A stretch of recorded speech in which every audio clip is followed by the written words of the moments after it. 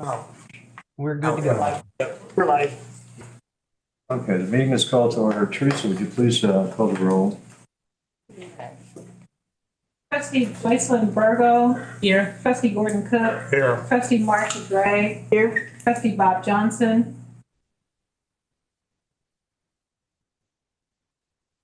Trustee Michael Lazio. Here. Trustee Lori Lamagnon.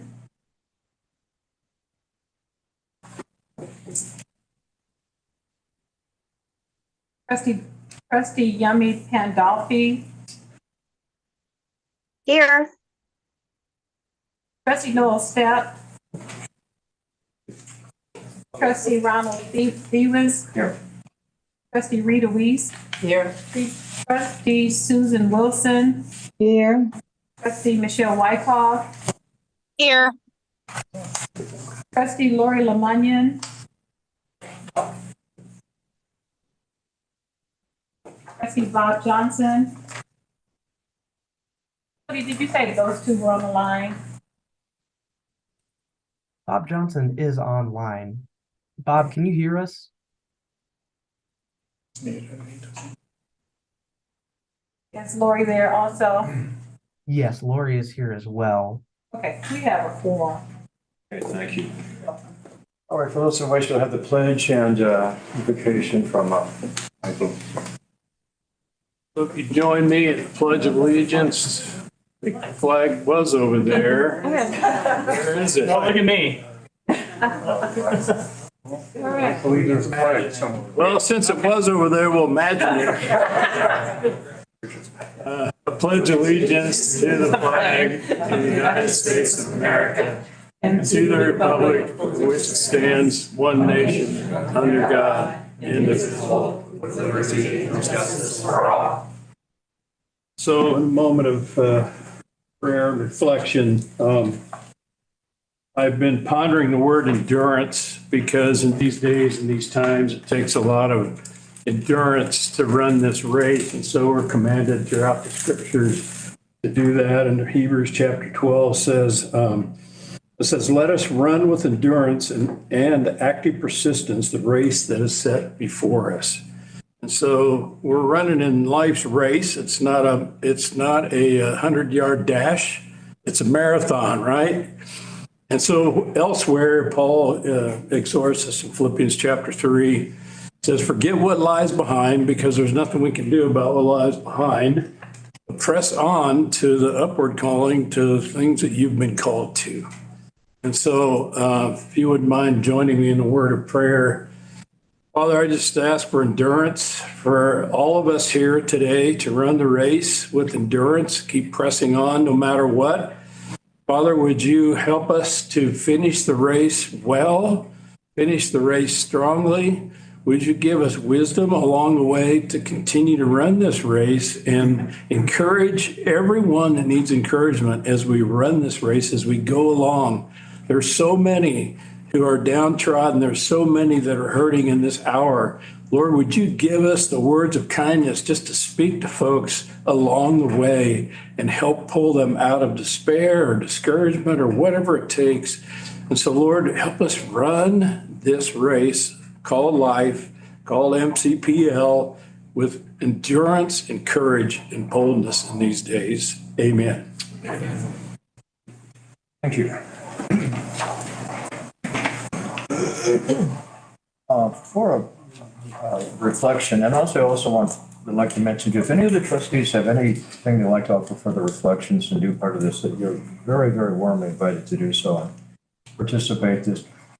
But about a year ago, the concept was brought to my attention about the incredible synergies through creativity and the whole cooperative effort and working collaboration. So I picked up on the words of collaboration, and on the screen up there, Charles Darwin, who is singularly noted for his efforts in the whole area of biology and as a naturalist, said in history, those who have learned to cooperate or collaborate and improvise have most effectively prevailed. And a hero for many people is Phil Jackson, quite a significant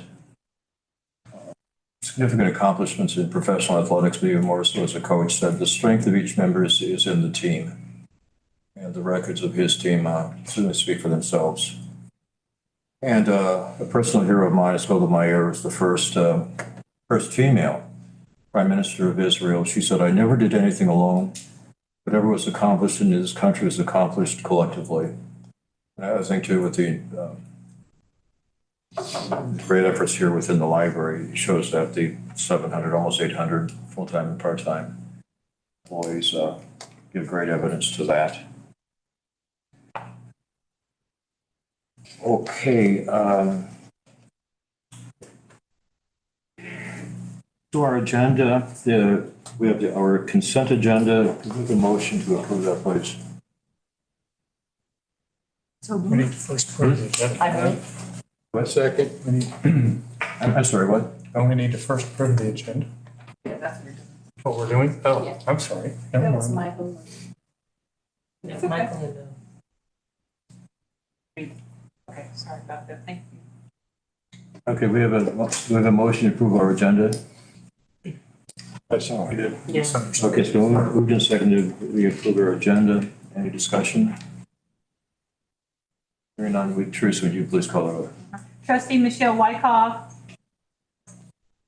Aye. Trustee Rita Weese. Trustee Ronald Davis. Yes. Trustee Yemi Pandolfi. Aye. Trustee Michael Lazio. Aye. Trustee Lori Lemunyan.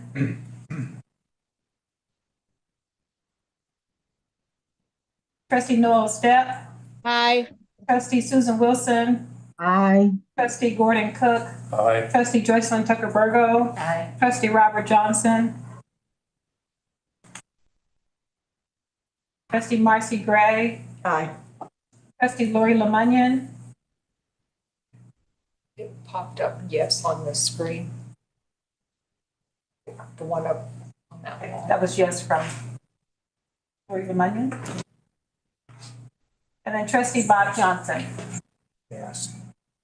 Lori says yes. Lori Yes. says Lori says yes, she's typing. There you go. Trustee Bob Johnson.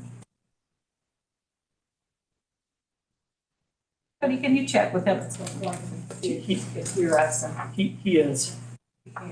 They can hear us, but they're having some microphone issues talking back. So Okay. Cody's working with them, so. Thank you. Motion carries. Okay, thank you, Teresa. Next matter for vote is the approval of the consent agenda, which entails our minutes of the previous meeting and the expense reports with a motion for approval. So moved. Second, I'll second. the movement and second that we approve the consent agenda. Any discussion? Okay, hearing none, Teresa, would you call the vote again, please? Trustee Michelle Wyckoff. Aye. Trustee Rita Weese. Aye. Trustee Ronald Davis. Yes. Trustee Yemi Pandolfi. Yes. Trustee Michael Lazio. Trustee Lori Lemunyan. Trustee Noel Step. Aye. Trustee Susan Wilson. Aye. Trustee Gordon Cook. Aye. Trustee Joycelyn Tucker Burgo. Trustee Robert Johnson. Trustee Marcy Gray. Yes. The motion carries. Thank you. I understand there are no visitor comments, but for those of you who are visitors, welcome, either here or live. Awards and recognition. Sure. Thank you. First, I'd like to recognize Sarah Carnes, who is our new Legal Services Director. She came on board with the library on January 4th. Or thereabouts. Yes. And she comes by way of Blue Springs, and we're happy to have her on board. She's kind of dove right in and is hard at work. And I'd like you to just share a little bit about yourself, and you could also add how wonderful it is to be here. So wonderful. Hi, everyone. My name's Sarah Carnes. I'm your new legal counsel here. I started on January 4th. I just double checked. So, yes. I come here from City of Blue Springs, where I served as their city attorney for about a year and a half. Prior to that, I did some some work with the Attorney General's office, worked for a private law firm that also did city attorney work, and then I spent about 5 years in the City of Independence as their city clerk and utilities attorney. Happy to be here, and with the snow days last week, this is day 5 I think in the office now, so I'm ready to get better weather and start making things happen. So thanks for having me. I'll be here next time. Welcome. Yeah, welcome. Thank you, Sarah. Okay, so also, we need to recognize Emma Brendel for 40 years of service at the library, which says a lot about Emma and also says a lot about the library. This is a wonderful place to work. Emma regularly amazes me with her knowledge of MCPL and her dedication to the library and our community. But it's her positive attitude and kindness to all that truly make her such an irreplaceable member of our team. So Emma works at Interlibrary Loan, and Emma, we have this beautiful class award here that we want to give you. Yeah.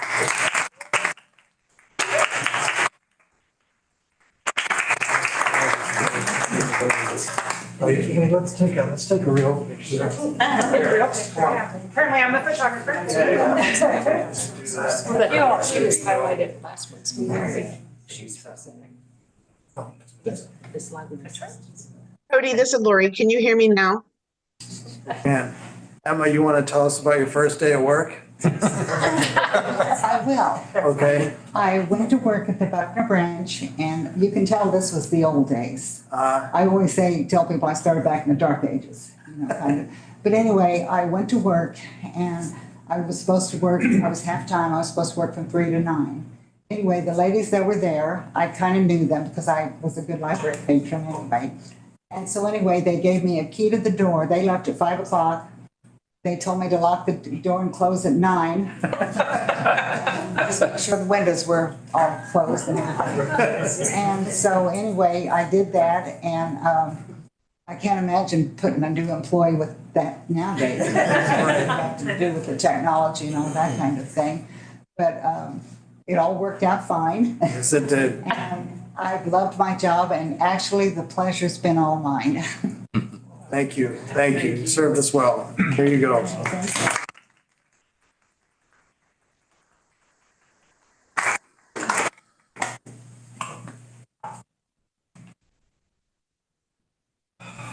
What else do we have? Oh, we need to. I did one more. I believe it is 1 year ago today when I came on board.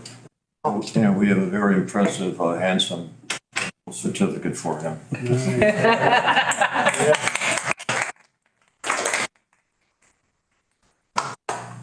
Thank you. I tell this story that I think I arrived a week before I started. So settled in, but the winter was so mild and I did not buy a shovel. And I didn't even have a pair of gloves. I just didn't even think to buy one because I didn't need it, So fast forward to this year and it snows. We closed the library because of snow. And I texted Teresa, I said, I need a shovel like bad. She's like, there's a hardware store around the corner from you. So I go and get the shovel. This will be short. Get home and I'm like, I'm gonna make lunch, then I'll shovel the driveway later.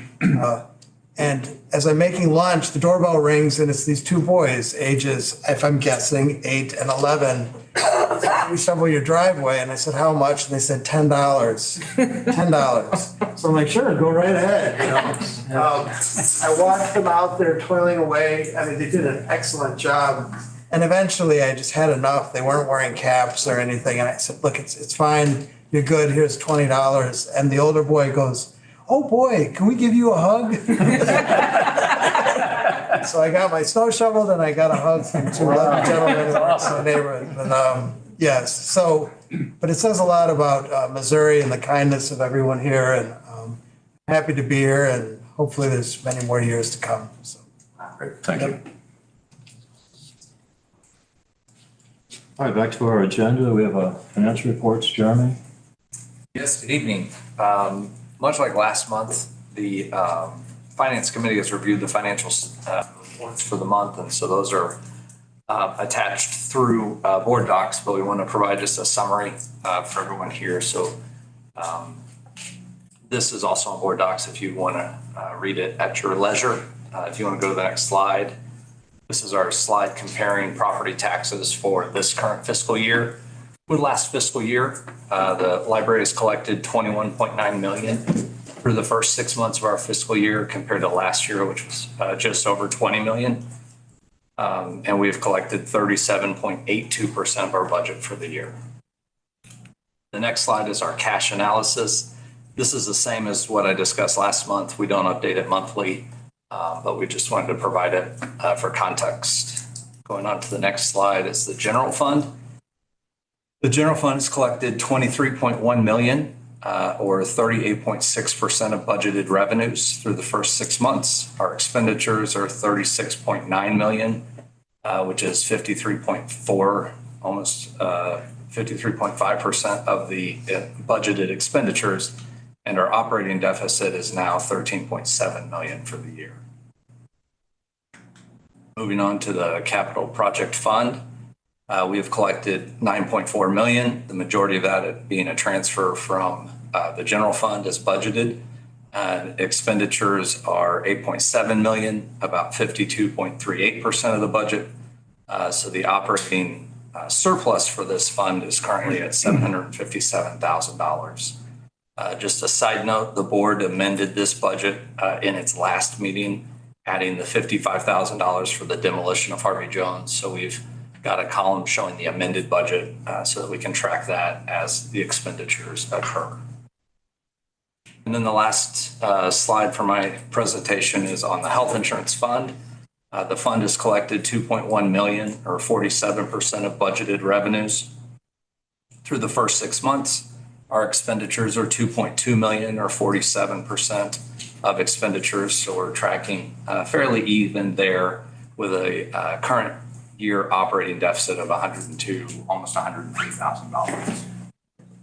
Be happy to answer any questions the board may have.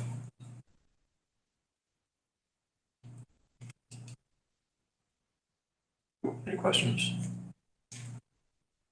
Okay, thank you. Thank you.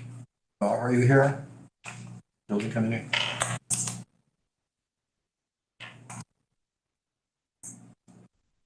Hey, Cody, can you see if Bob can respond or hear us? I've tried calling him and getting a hold of him, and I cannot get a hold of him. It appears that there might be an issue with people who have called in not being able to get audio to us, but they can hear. Bob, if you can hear us, I'm going to try calling you. If you would pop out of the meeting, I might be able to help you get logged in a different way so you can talk to us. Okay, Cody, if you can make contact, we can pick this up later. Anything from staff with respect to buildings? Sure. I mean, it looks like our drywall is 97% complete at East Independence. We're working on tile, interior storefronts. Plumbing fixtures are being installed. Some lovely pictures there. Riverside, the paint is they're already beginning to paint the interior. The ceiling grid began in late December. Exterior storefronts and curtain wall finishings are up. So they're coming along, and I've had a chance to stop by both, and they're looking great. Thank That's you. all I have. Yeah, fundraising? We don't have a particular update at this time. I'm just told that Diana got some information from me today. We have a letter going out 1st of April, I believe it is, for our library giving day. So we're proceeding with that. We had a cancellation of our previous meeting due to an inability to get folks coordinated for a quorum. So we will continue to proceed to get that rescheduled and move on. Great. Just as a reminder, this is also a prime time to consider Library Lovers membership from $25 up to increases. And that's something that heartily recommend. Wonderful effort. Personnel?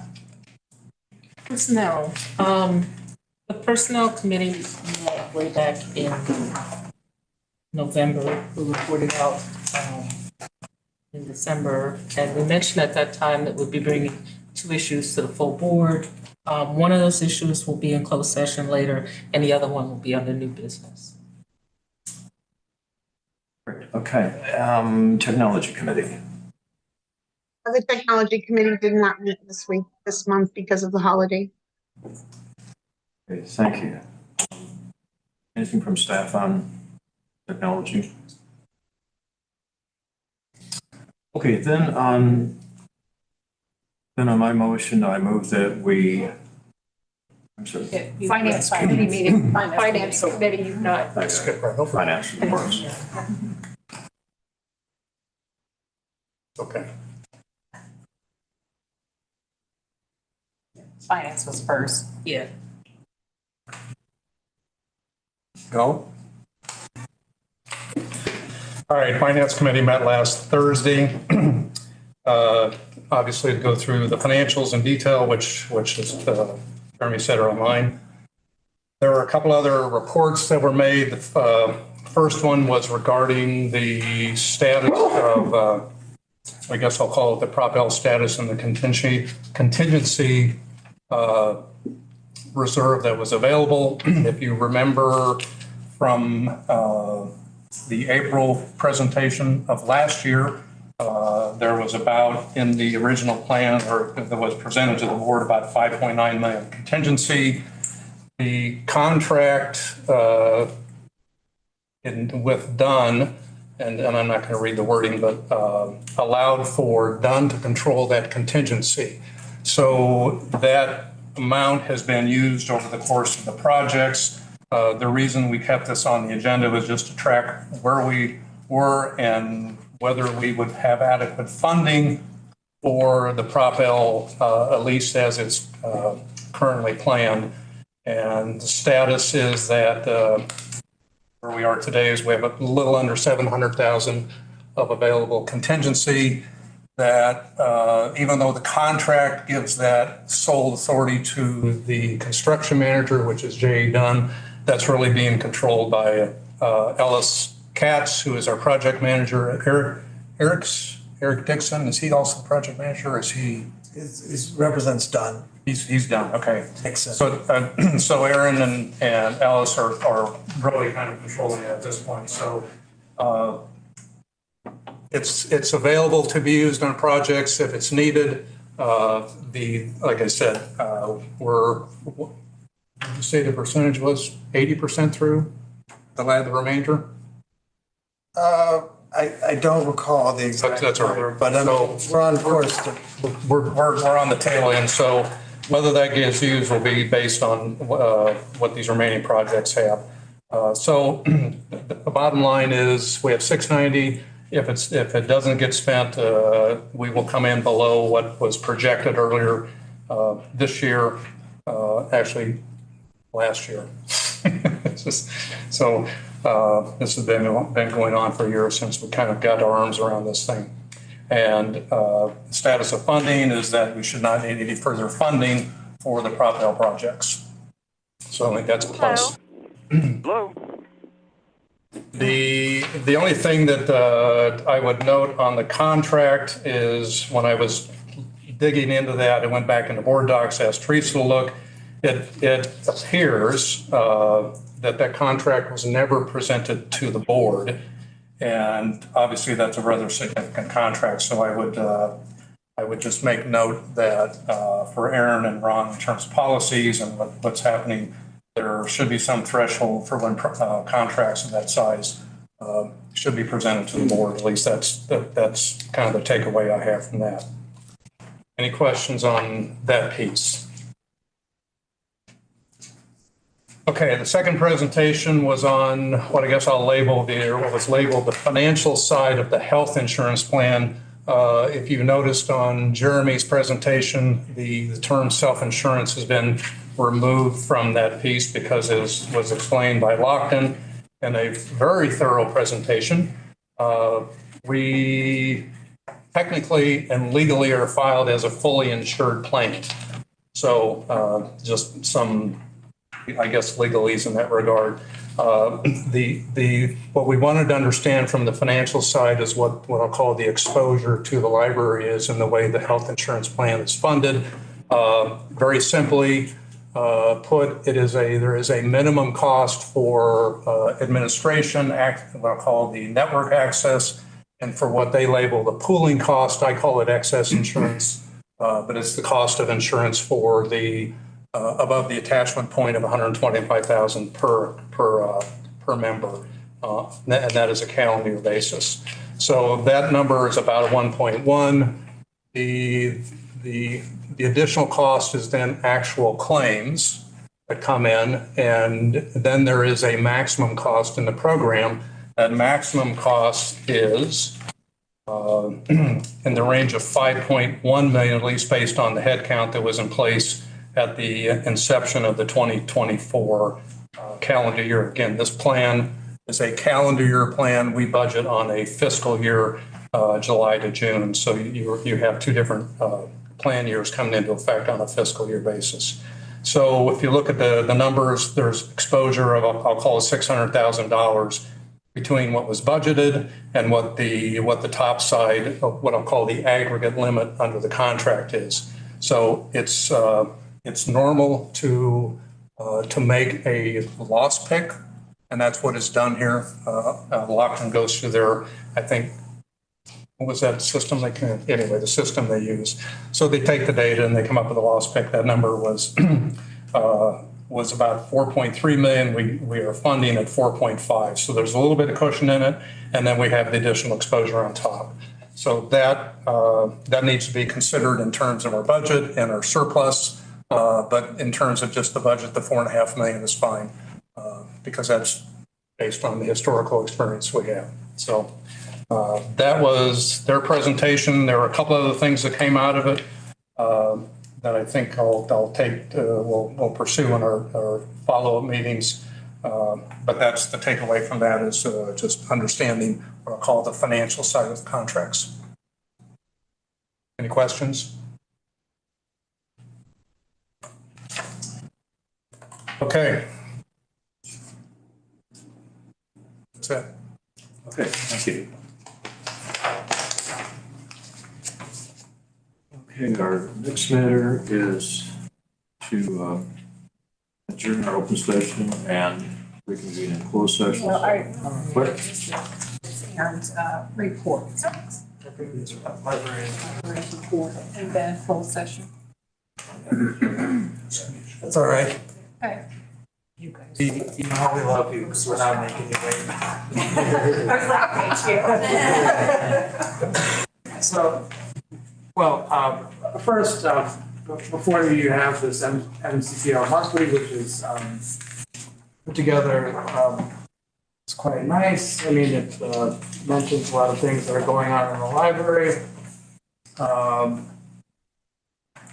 will say, picture it as the wonderful award we received in Platte County. That was a wonderful event. We had a lot of fun there. And one day I will learn how to look directly at the camera when I take pictures. So notice this is an area that I need to work on.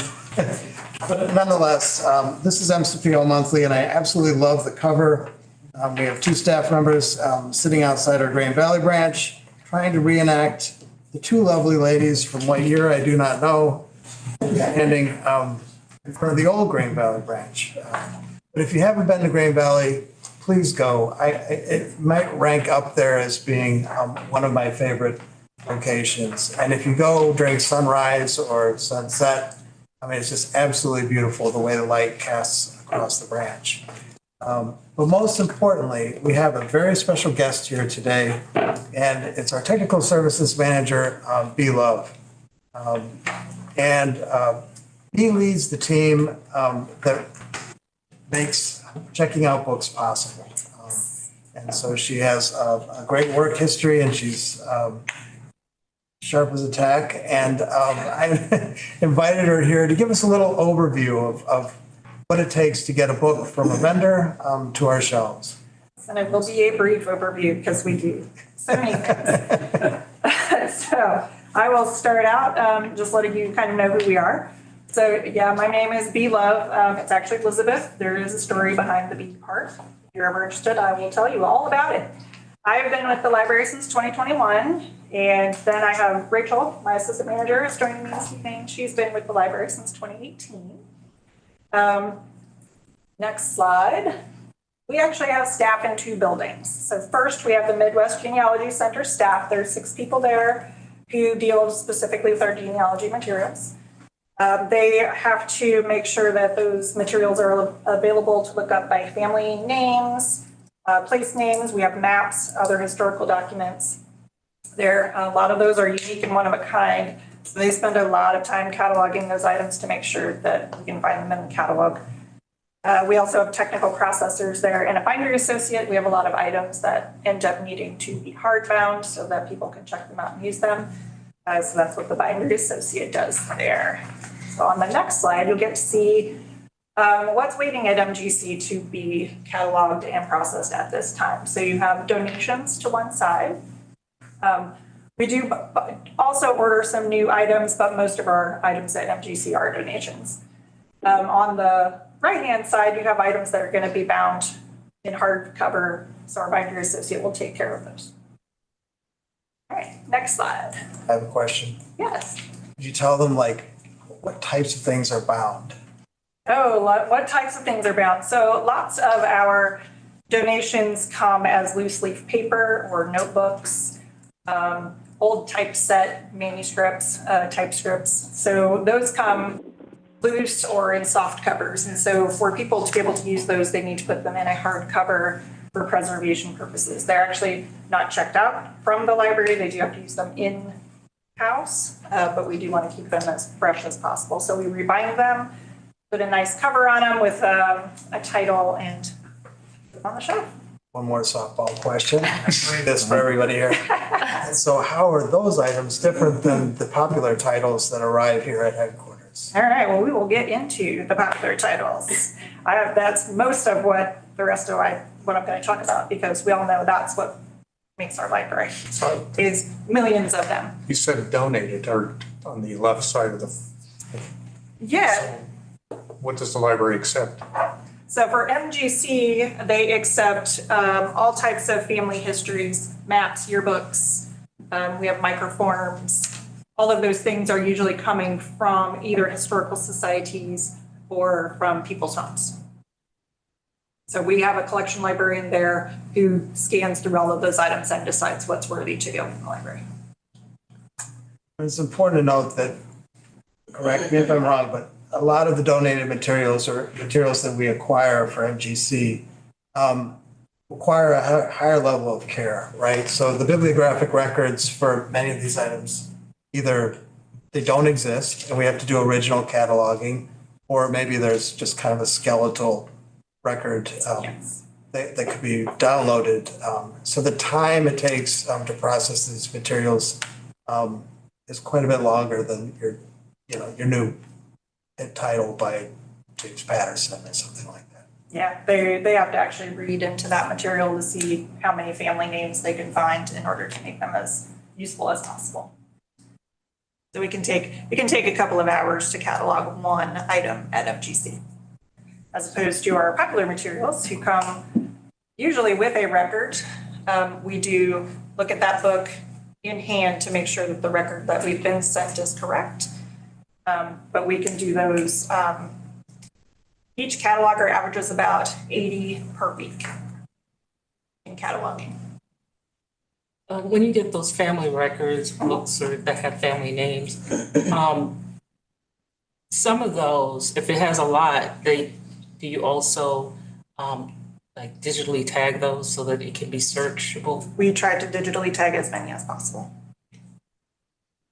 A quick question. So I was just doing a little Google search because I know that my husband wrote a genealogy, he wrote a book, and his goal was to donate a copy to the library. As I do a little quick search, I'm not finding it pop up.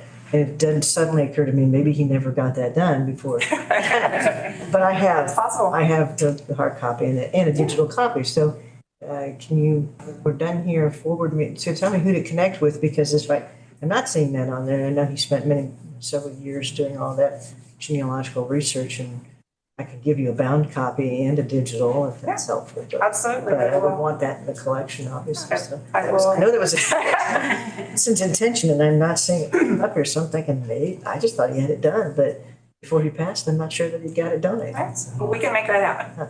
Let me do that. All right. Okay, so headquarters. You'll see my lovely staff. While I was on vacation, they had a photo shoot. We used that for our Christmas card for the library. We do have quite a few more people at headquarters, but we also process quite a bit more in volume. So we do all of the rest of the mainstream materials. So books, DVDs, CDs. We also catalog reader kits, museum passes, Chromebooks, hotspots, any of the other items that the library sees fit to have available for our patrons, because our patrons find that very valuable. We also clean and repair our AV discs to prolong their life. Those discs go through a lot of hands, especially our children's materials. So we clean those regularly, and we have two people who do that in our branch, or at headquarters. That's a big branch. All right, next. So I think we all know why cataloging is essential, but I'm going to go over that just a little bit. It is essential because without that catalog, we wouldn't be able to find all of the items that we have, and they would just sit on our shelves unused. So that is a process of creating and maintaining a database with records for our library materials. We do use standardized language when we do that. That makes them link together and makes them easier to search. A library catalog is not a Google search. It is actually much more precise and much more refined because we have people who take the time to make sure that the words match the materials that are being presented. All right, next. Now, this is a visual roadmap of how the process works in technical services. So after our collection librarians provide us with the orders, we actually send those orders in electronically to the vendors. The vendors receive them, they fulfill the orders, they process those books, and when they process them as shelf ready, that means they come with all of the RFID tags, barcodes, and Mylar already complete. So then they ship those back to us, and we receive pallet loads of books, several thousand per week.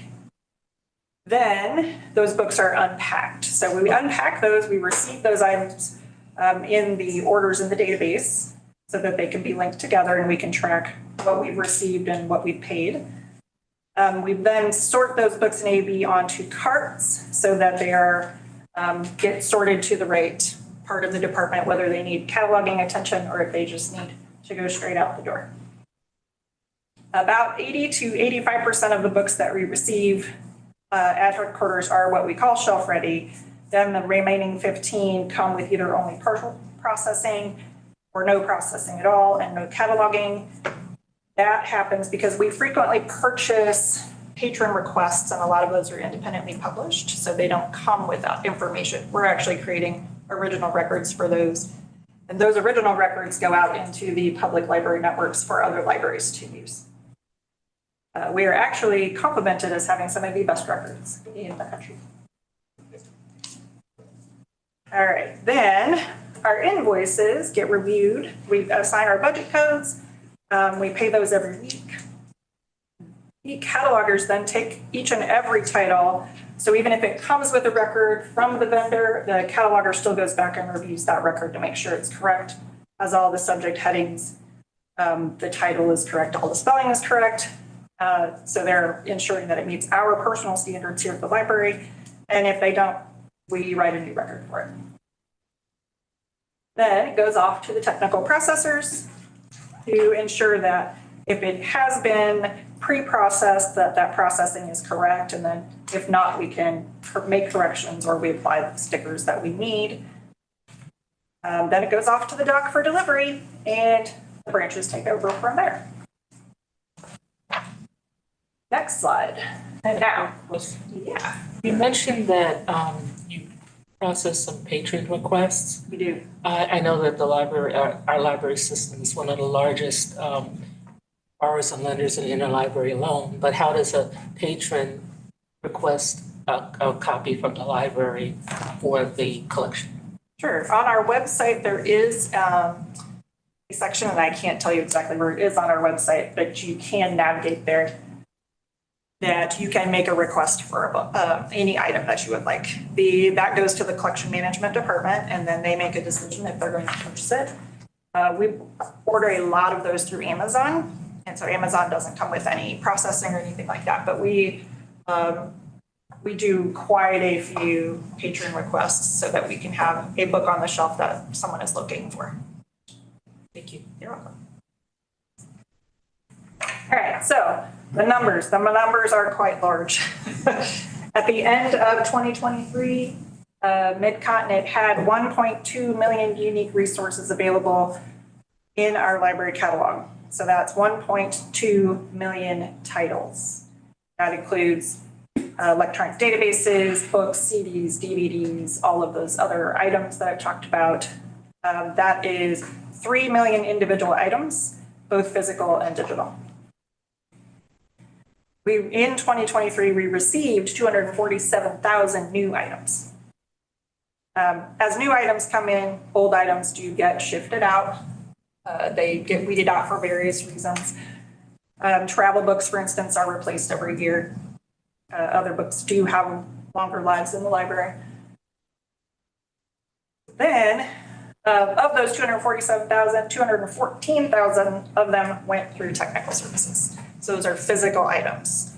That is an average of 17,000 per month or 4,100 per week. And as you saw, we have 13 people to do all of that work here at headquarters. The MGC numbers are, of course, quite a bit different. We do have a variety of things that come through. Publishing ebbs and flows throughout the year, so March and October are usually our heaviest months because of spring and fall publishing. And on the next slide, you will see what that looks like in our hallway. So that is a couple of days worth of pallets that have been delivered. Children's Plus, which is the purple, the CPI in the front, those are all children's books, lots of board books, picture books, juvenile reader books, and then the brown boxes behind that are from our Baker and Taylor, and that can include all of our adult books, nonfiction, fiction, tons and tons of books. And then the carts on the other side is how we get them sorted out so that our team can catalog and process them through the department. That was a heavy day. All right, so that ends this whirlwind tour of technical services. And any of you are welcome to contact me, email me, call me, and I am happy to explain all of that in more detail. And if you would like to come tour our department, you are welcome at any time. Thank you. Thank you. Thank you, Babe. You know, our degree that we have is, it's a master's of library and information science.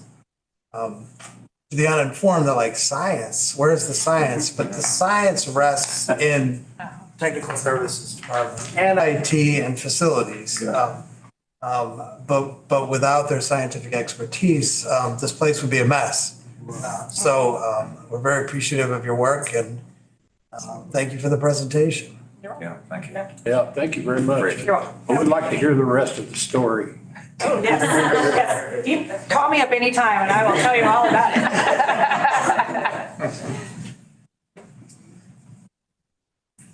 Yeah, thanks. If you do want to stop by, it's worth a visit. Yeah, no, I'd love to. The one thing that's very unique about their department is they see everything that comes through. So no matter what it is, a board book, I don't know, technical manuals, anything, it all passes across their desk. Yeah, everything. Yeah, so they're the most knowledgeable. It's a hazard because I think I have 52 books checked out right now. And I'm not going to read all of those in a few weeks, so I have to go back and sort everybody's shops, the hallway for what's coming in. And last thing I did want to make the board aware of, so B mentioned that 214,000 items pass through a department on an annual basis, right? That was last year. Yeah. A report just came out that also mentions our volume in ebook circulation. So as it stands right now, we rank 10th in the nation as far as ebook, and I think annually we circ 4 million? What's the number? It's a lot. Sorry, I do not have that number on the top of my head. But I bring this up because Mid-Continent Library, we're 10th, but we're grouped with places like Los Angeles Public Library, Toronto, King County, which is a 50-branch system, in Seattle, in Washington, excuse me, New York Public Library, San Diego, and it's really an important distinction, right? Here we are in Missouri, kind of operating quietly, but we're up against truly the heavyweights in the library world. So we're doing a great job, and this investment in materials and resources definitely is worthwhile. So that's that. Good, thank you. What's next? So, closed session. All right. So now we have a closed session. And let's be on the other side. But you need to, a motion and a vote, and why we're going to closed session, so. Second. Can you go to the next slide? Next slide, Cody. Next slide. Oh, this one. Yeah. I move to go to move into closed session for items as permitted under RSMO 610.021 for the purpose of the items listed there. All right. I'll see you guys. So we need to take a motion. Yeah. Motion. No, No, we have to vote. No, wait, now. We have to vote. Okay. Yes. We have a motion, we have to vote. And, right. I need a motion And a second. Oh, okay, we have a motion, we have a second. I had a second. Okay, so moving in second, that we adjourn current meeting and reconvene in closed session. Is there any discussion? Okay, Teresa, will you please call the vote? Mark, no. Trustee Michelle Wyckoff. Trustee Rita Weesey. Sorry, that was an I for me. Thank you. Here. Trustee Ronald Peters. Yes. Trustee Yummy Pandolfi. Yes. Trustee Michael Lazio. Yes. Trustee Lori Lemunion. Yes. Trustee Noel Stepp. Yes. Trustee Susan Wilson.